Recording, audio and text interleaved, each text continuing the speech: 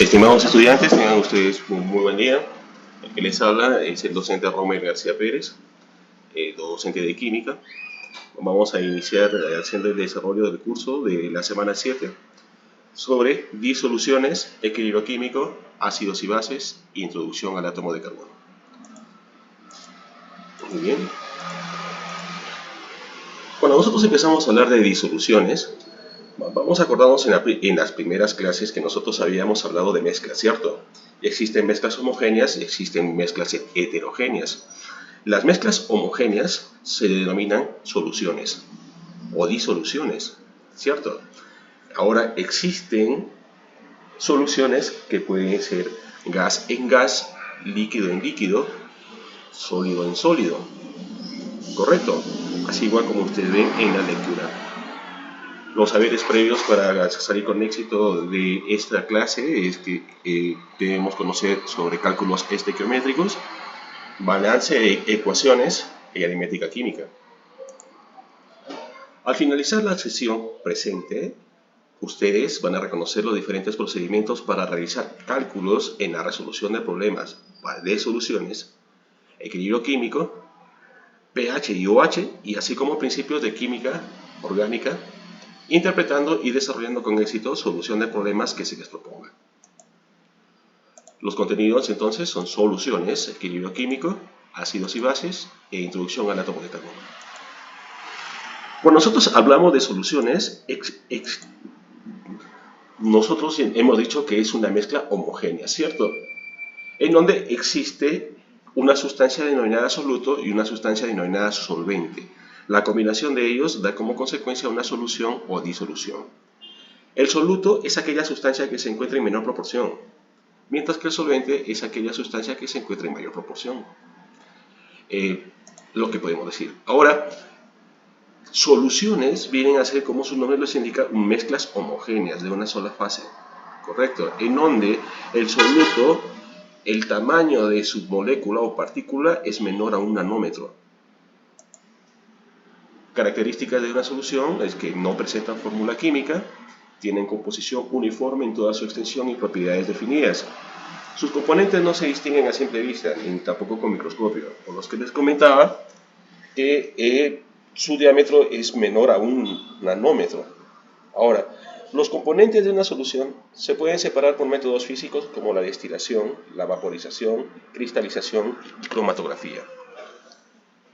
El nombre y la concentración de una solución lo define el soluto. Ya, importante que lo sepamos. Y el estado físico de una solución lo determina el solvente. ¿Correcto? Ahí tenemos ejemplos de soluciones, por ejemplo, gas en gas. El estado de la solución resultante es un gas.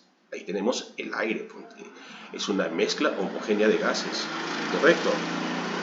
Luego tenemos líquido en líquido, y el estado de solución resultante sería un líquido. Tenemos el etanol en agua. Sólido en líquido, en donde tenemos, por ejemplo, al cloruro de sodio en agua. Sólido en sólido, particularmente ahí están las aleaciones, ¿verdad? Por ejemplo, como el latón, que está constituida por cobre y zinc. O soldadura, en donde hay una constitución de estaño con plomo, ¿no? La concentración de las soluciones. Ahora, debido a la concentración de las soluciones se las clasifica en diluidas, concentradas, saturadas, insaturadas o no saturadas y sobresaturadas.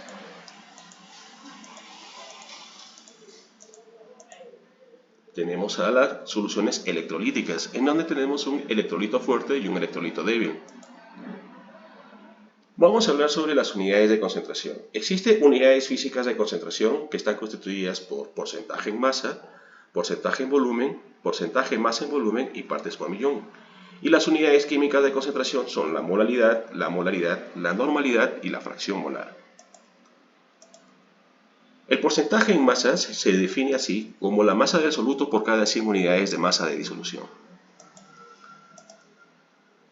Correcto. El porcentaje en volumen es el volumen de soluto por cada 100 unidades de volumen de disolución. Este porcentaje respecto a la concentración en la solución de líquidos. ¿Correcto? Porcentaje en masa en volumen se calcula dividiendo los gramos de soluto por el volumen de la disolución y multiplicado el resultado por 100.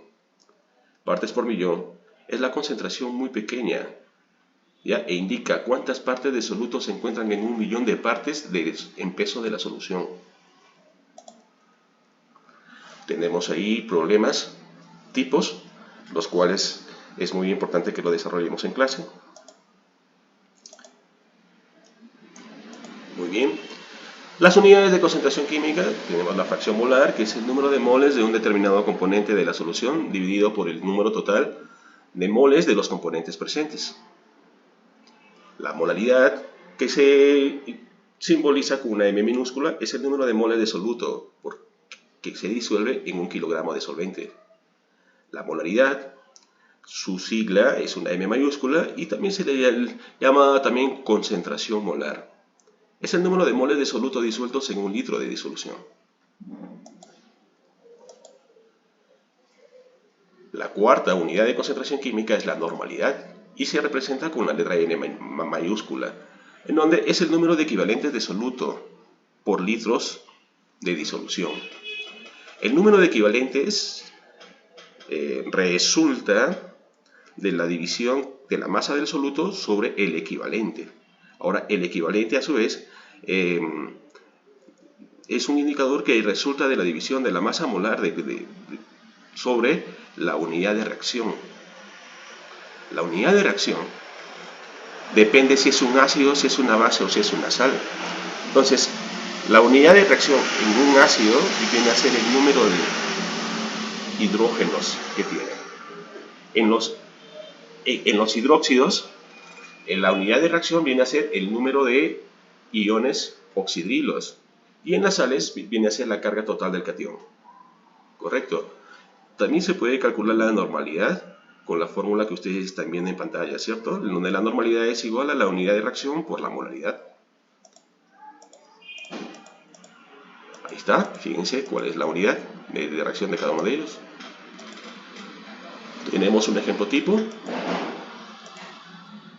Más problemas. Y tenemos acá una palabra importante también, dilución. La dilución viene a ser un proceso físico que consiste en disminuir la concentración de una solución agregando una cantidad de solvente, generalmente agua, a la cantidad de soluto que se conserva. ¿Correcto? Problemas tipo la mezcla de las disoluciones. Y por último vamos a hablar de equilibrio químico, ¿no? Hablamos de equilibrio químico cuando una reacción, generalmente una reacción se activa de izquierda hacia derecha, en donde los reactantes se transforman en productos. ¿Correcto? Se transforman en productos. Existe ahí cómo se alcanza teniendo en cuenta la ley de acción de masas, ¿no? En donde el sentido directo o inverso de la velocidad de reacción dependerá directamente de la acción de las masas de los reactantes o productos respectivamente. Quiere decir, dependerá de sus concentraciones molares. Características del equilibrio químico. Bueno, las propiedades físicas son medibles y son constantes, como la presión, temperatura, conductividad, su densidad. Es de carácter espontáneo. Las concentraciones de todas las sustancias se mantienen constantes mientras no se modifiquen las condiciones que se encuentran. En caso de que exista una modificación, la propia reacción decidirá el sentido por el cual se transformarían los reactantes en productos o los productos en reactantes hasta que exista nuevamente un equilibrio. La constante de equilibrio que nosotros tenemos que ver en el transcurso de los ejercicios, que es igual a productos sobre la concentración de los reactantes, ¿no? Y se puede expresar en Kc, que viene a ser la fórmula en función de las concentraciones molares que están en equilibrio. Y se aplica siempre y cuando tengamos en las reacciones a gases o a aquellas sustancias que están en forma acuosa. Y Kp es la fórmula en función de las presiones parciales de los componentes gaseosos en el equilibrio. Cuando se encuentran líquidos y o sólidos puros en su concentración en la reacción, siempre será 1, ¿correcto? Ahora, si ustedes ven la fórmula, se dan cuenta que la C mayúscula que está dentro de corchetes viene a ser la sustancia producto, ¿ya? Y la C minúscula que se encuentra en la mano derecha superior es el coeficiente estequiométrico de esta sustancia una vez que la ecuación ha sido balanceada. ¿Ya? Ahora, todas las sustancias que están entre corchetes aplican la concentración molar. Entonces, para nosotros aplicar esta fórmula, primero debemos encontrar la molaridad de las sustancias. ¿Correcto? Igualmente pasa con la constante Kp para presiones parciales, ¿cierto? Pero hay una diferencia acá. Aquí solamente se aplica la constante P en función de presiones parciales a los gases, a solamente gases. Hay una relación entre la constante de presiones parciales más la constante de equilibrio en función de la concentración, en donde la Kp es igual a Kc por R por T elevado a la variación de los moles, donde R viene a ser la constante universal de los gases, 0.082 litros por atmósfera sobre mol por Kelvin. La temperatura se tiene que expresar siempre en grados Kelvin, recuerden ustedes eso. Y la variación de los moles viene a ser el resultado de la sustracción del número de moles de productos menos el número de moles de los reactantes. Tenemos un problema tipo igual. Muy bien. Ahora lo que les hablaba yo en algún momento, fíjense. Existe un estudioso, pues en ese caso Le Chatelier, en donde dice que un sistema de equilibrio es perturbado por un agente externo que ocasiona un cambio de temperatura, presión o concentración de los componentes. Al haber este desequilibrio, ¿ya? Por el cambio de estas variables que tienen que mantener siempre constantes, el sistema mismo desplazará su posición de izquierda a derecha o de derecha a izquierda hasta que contrarreste parcialmente el efecto de la perturbación.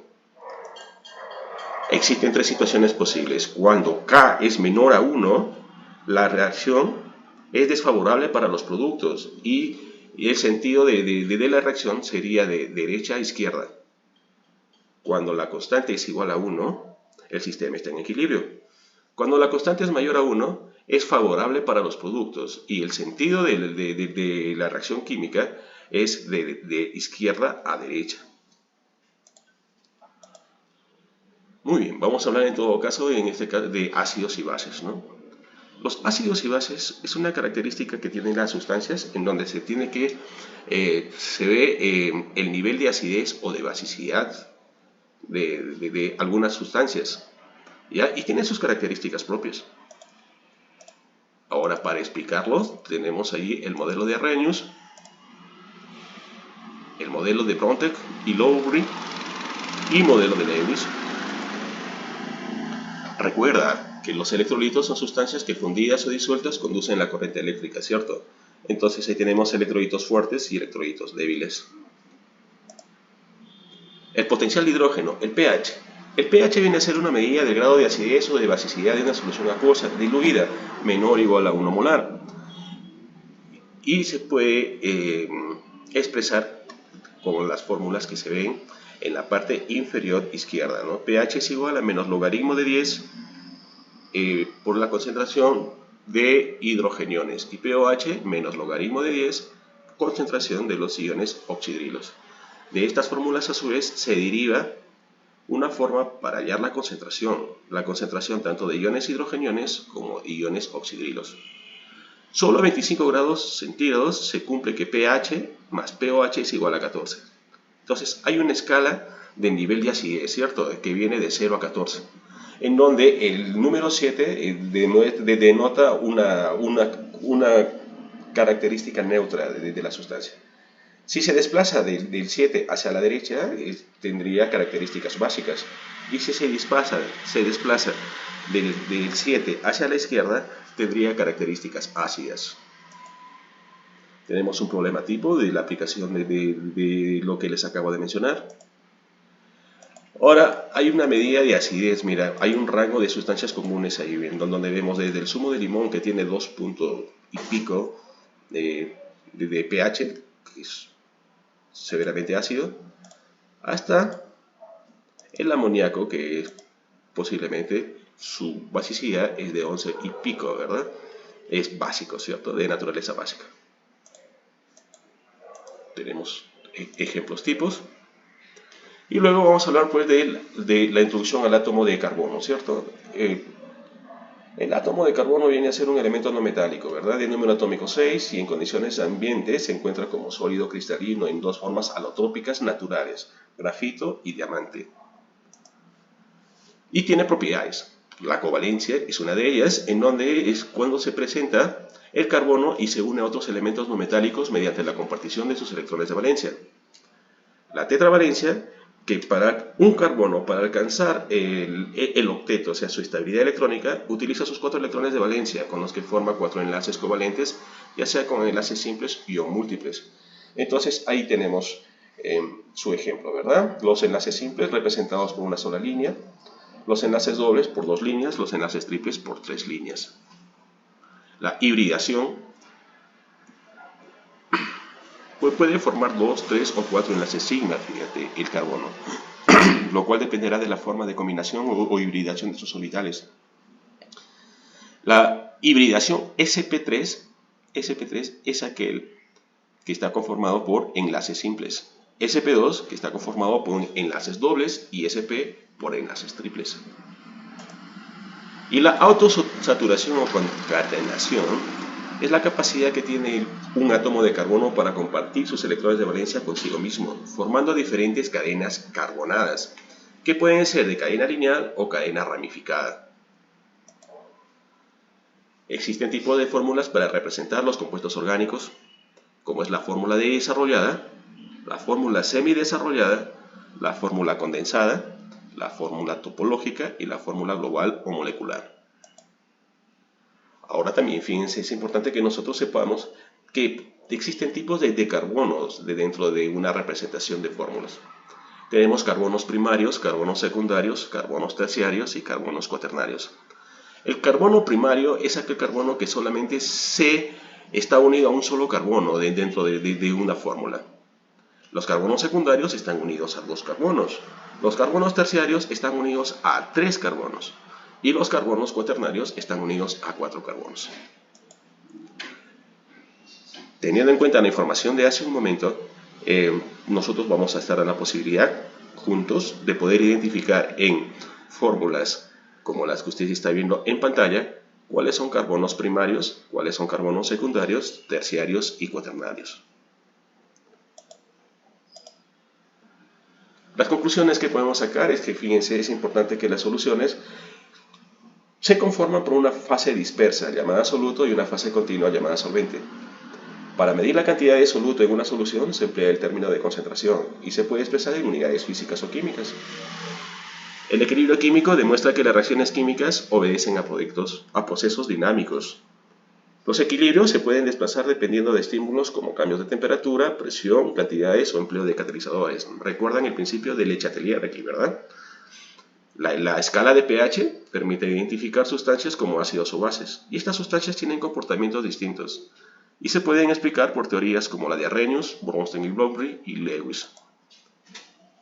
Las conclusiones en equilibrio químico de esta sesión es que el equilibrio químico se establece a temperatura constante, y en él las concentraciones de reactivos y productos permanecen también constantes.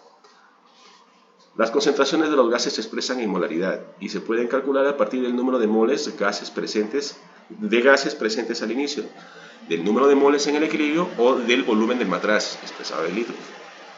Un sistema en equilibrio es perturbado por un agente externo que ocasiona un cambio de temperatura, presión o concentración de uno de los componentes. El sistema se desplazará a su posición de equilibrio de modo que se contrarreste parcialmente el efecto de la perturbación y se retome un nuevo estado de equilibrio. Y para ácidos y bases, las conclusiones serían pues que, bueno, lo principal que nosotros debemos saber es que los ácidos colorean de rojo al papel tornasol, mientras que las bases lo colorean de color azul. Y el pH es una medida del grado de acidez o de basicidad de una solución acuosa, diluida. En el átomo de carbono, en todo caso, tenemos sus propiedades químicas, la covalencia, tetravalencia, hibridación, autosaturación. Los átomos de carbono en las fórmulas pueden ser, según su ubicación, primarios, secundarios, terciarios y o cuaternarios. Muy bien, jóvenes, es momento de trabajar en equipo. En el desarrollo de la sesión, nosotros vamos a formar grupos de 4 estudiantes para desarrollar los talleres que están colgados en el Blackboard y según las pautas de su docente, usted va a tener un representante, el cual presentará sus resultados en el desarrollo de la asignatura. Las preguntas que están en la metacognición, como ¿qué aprendió usted en esta sesión? ¿En qué otras ocasiones podrá utilizar usted lo aprendido? ¿Qué es lo que más le gustó de lo aprendido en la clase de hoy? Se va a socializar en las clases presenciales que se tengan con su respectivo docente. Muchas gracias. Gracias a todos ustedes.